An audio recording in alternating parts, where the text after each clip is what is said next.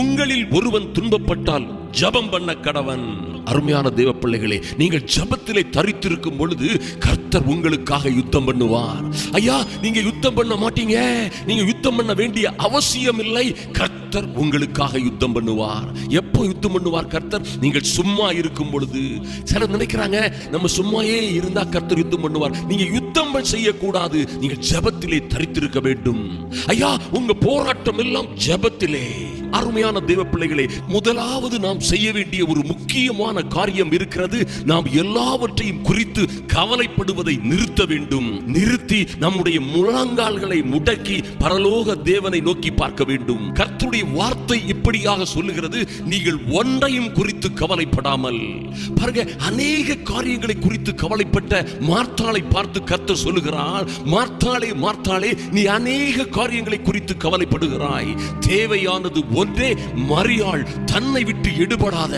எந்த சூழ்நிலையிலும், எந்த போராட்டத்திலும், எந்த ஆபத்திலும், எந்த துக்கத்திலும், எந்த வேதனையிலும், ஐயா மரணமே வந்தாலும் தன்னை விட்டு எடுபடாத நல்ல பங்கை மரியாள் பெற்றுக்கொண்டாள் என்று கர்த்தர் சொல்லுகிறார். அன்பு சகோதரனே, சகோதரியே, ஒருவேளை உங்களை வெள்ளம் போல ஆபத்துகளும் போராட்டங்களும் துன்பங்களும் வெள்ளமாய் உங்களை சூழ்ந்து கொண்டாலும் கூட கவலைப்படாதிருங்கள். கர்த்தருடைய ஆவியானவர் உங்களுக்காக கொடியேற்றுவதற்காக நீங்கள் செய்ய வேண்டியதெல்லாம், முதலாவது எல்லாவற்றையும் குறித்து கவலைப்படுவதை நிறுத்திவிட்டு நீங்கள் பரலோக தேவனை நோக்கி ஜெபம் பண்ணுங்கள். வருத்தப்பட்டு பாரம் சுமக்கிறவர்களே, நீங்கள் எல்லோரும் என்னிடத்தில் வாருங்கள், நான் உங்களுக்கு விடுதலையை, சுகத்தையை, வெற்றியை, இளைப்பாறுதலை தருவேன் என்று சொன்னாரே, அவரை நோக்கி வாருங்கள். அருமையான தேவ பிள்ளைகளே, அவர் உங்களை விசாரிக்கிறவரானபடியினால் உங்கள் கவலைகளை எல்லாம் அவர் மீது வைத்து விடுங்கள். தேவ ஜனங்கள் எல்லாம் எகிப்தை விட்டு வெளியே வருகின்ற பொழுது பாருங்கள், வனாந்திரத்திலே இவர்களை திரும்ப தொடர்ந்து பிடித்து அழித்து விட வேண்டும் என்பதற்காக பார்வோனும் அவருடைய பலத்த சேனையும் வந்து கொண்டிருக்கிறது. ஐயா, இவர்களை அழித்து முற்றிலும் நிர்மூலமாக்குவதற்காக மகாபெரிய ராணுவம் வந்து கொண்டிருக்கிறது. அப்பொழுது என்ன செய்தார்கள் தேவ பிள்ளைகள் தெரியுமா? அவர்கள் தேவனை நோக்கி முறையிட்டார்கள் என்று வேதத்திலே பார்க்கிறோம். நடந்தது என்ன அருமையான தேவ பிள்ளைகளே?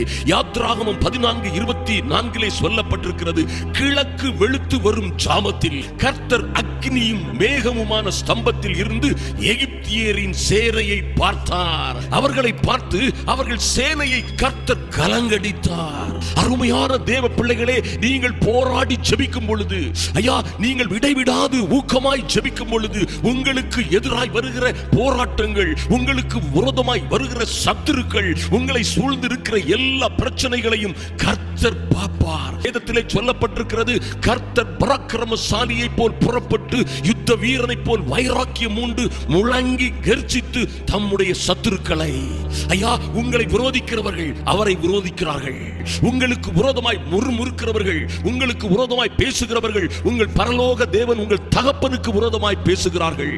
ஆதலினால் முழங்கால் படியிட்டு ஜெபியுங்கள். என் தேவனே, என்னுடைய பிரச்சனைகளை நீர் கண்ணோக்கி பார்க்கிறவர். பாரும் நீ சொல்லாதுங்க, பார்க்கிறவர். ஐயா, நீர் எங்கள் பிரச்சனைகளை அறிந்திருக்கிறவர். எங்களுடைய மதில்கள் எல்லாம் உம்முடைய கண்களுக்கு முன்பாக இருக்கிறது.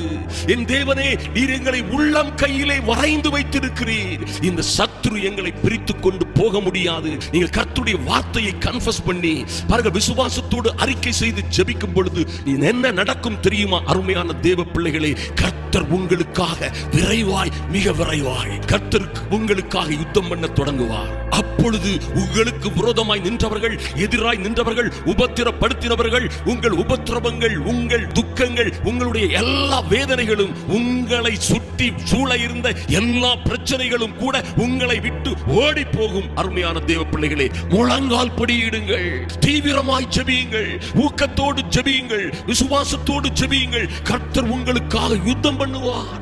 உங்களுக்காக கர்த்தர் எல்லாவற்றையும் செய்து முடிப்பார் என்று விசுவாசித்து கேளுங்கள். கர்த்தாவே, நீர் எங்களுக்காக எல்லாவற்றையும் செய்து முடிக்கிற தேவன்.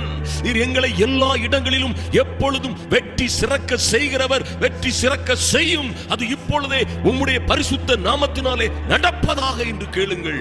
விசுவாச அறிக்கை செய்யுங்கள். கர்த்தருடைய வாக்குத்தத்தங்களை பேசுங்கள். அவரே சொல்லுகிறார், என்னுடைய வார்த்தை நான் அனுப்பிய காரியமாய் வாய்க்கும்படி செய்யாமல் வெறுமையாய் திரும்பாது. அது அப்படியே செய்யும். அருமையான தேவ பிள்ளைகளே, ஐயா, ஜெபத்திலே உறுதியாய் தரித்திருங்கள், ஊக்கமாய் ஜெபியுங்கள், போராடி ஜெபியுங்கள்.